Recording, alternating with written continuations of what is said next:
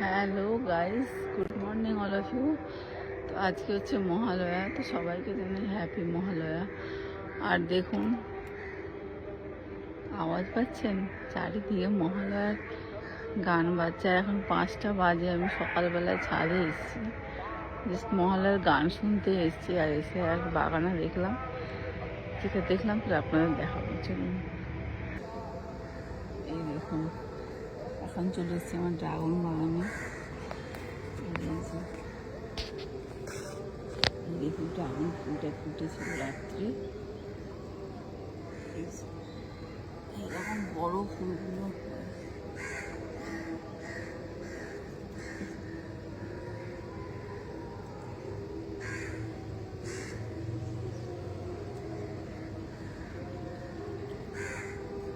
দেখুন, সব জায়গায় আওয়াজ।